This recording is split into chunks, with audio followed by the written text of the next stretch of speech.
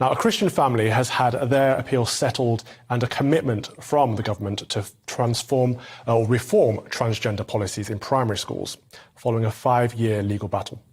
Nigel and his wife Sally Rowe had taken action against the Department for Education after their 6-year-old son was labelled transphobic, 6 years old, I repeat, by a Church of England primary school for refusing to agree with trans-affirming policies.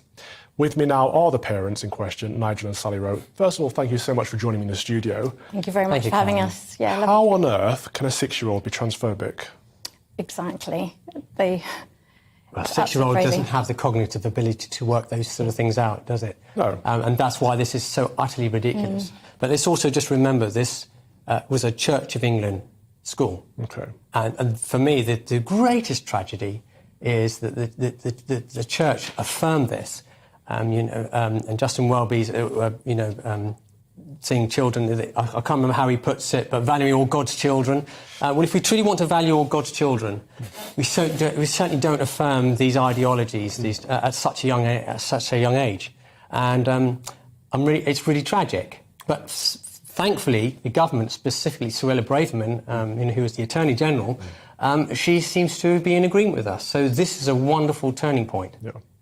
And as Christians yourselves, I assume you sent your son to a Christian school thinking it would be biblically orthodox and promoting truth as you know it, as you understand it.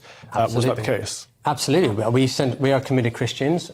We believe in biblical truth. We believe that, for example, marriage is between one man and one woman, that sort of thing. We believe that God created them male and female. In fact, Jesus himself said in Matthew 19, don't forget, I created them male and female, and how it all works together for society and culture.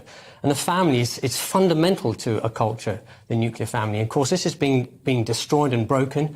And we're beginning to see, I think, the ramifications of that in the culture.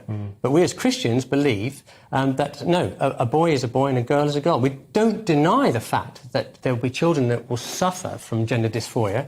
There are those issues, and there are pathological issues that you can have. But fundamentally, we as Christians know that God created them male and female. Right, and I want to speak on the kindness and compassion, because some people will be watching this thinking, that's very unkind. If a child wants to declare that they are transgender, then that's up to them, and we should affirm and support them. But surely there are other ways of supporting a child who's going through gender dysphoria. Surely there are other avenues to be compassionate. Absolutely. Absolutely, and I think what we've actually collated lots and lots of evidence that if you affirm that child in a school setting, it's actually very damaging to even the child, let alone all the other children. It's very confusing. It's not the kind thing to do, and it can send them on a trajectory where they are taking puberty blockers, cross-sex hormones, which makes them sterile, and then into surgery. And if all the trusted adults in their lives are affirming them, then they begin to believe that. And from the evidence, it is actually the loving thing to do, the caring thing to do is to do it outside the school setting, give them the one-to-one help. Often there is very, very good reasons why they're confused. It could be so simple as well. Yeah. And if that child gets the due care and attention that they need, often these things are ironed out. Well, there are those like myself, Sally, who would say that putting a child on puberty blockers is child abuse because a child cannot change their gender, they can't consent, and they're not old enough to discern that yet. However, there will be people that will say, actually, no, that's fair enough, and they do feel like they are trans. That's an argument to be made. But in a Church of England school, when a 6-year-old identifies as a boy and doesn't necessarily understand that there's a different ideology, and he's promoting the Christian ideology that man made them male, God made them male, God made them female, and that God made them in his own image. If a child is promoting a Christian value in a Christian school, surely that should be acceptable even to the people that have a different perspective.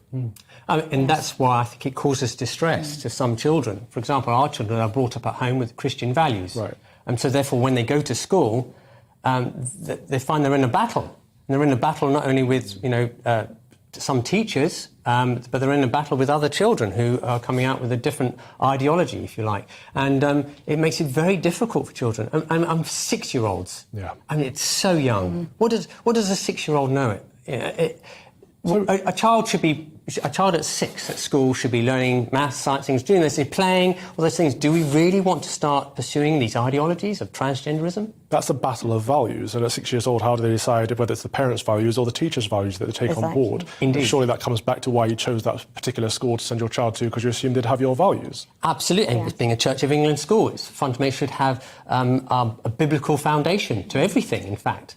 Yeah, and I think this was the shocking thing. When we received the letter from the school, it was, you are transphobic, and we just thought, there's no support. We even contacted the local diocese and they showed no support either. Mm-hmm. And I think we were shocked when we did speak out about it, because we thought this needs to be clarified in law, and we need to be protecting young children.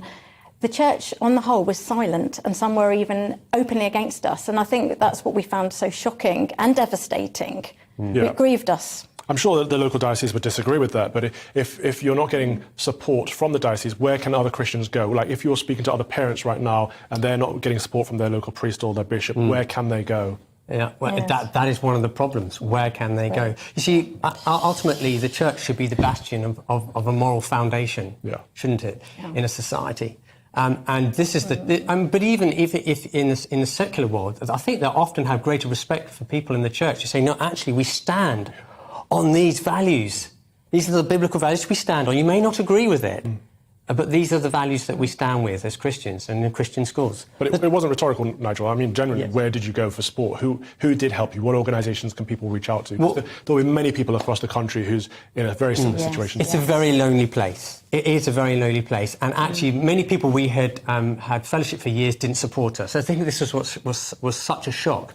However, there are pockets of Christians all around the UK and all around the world, and specifically, actually, the Christian Concern who supported us. They've been incredible, and I love them to bits. Yeah. And we found that it was nice to spend time with them because they understood biblical truth.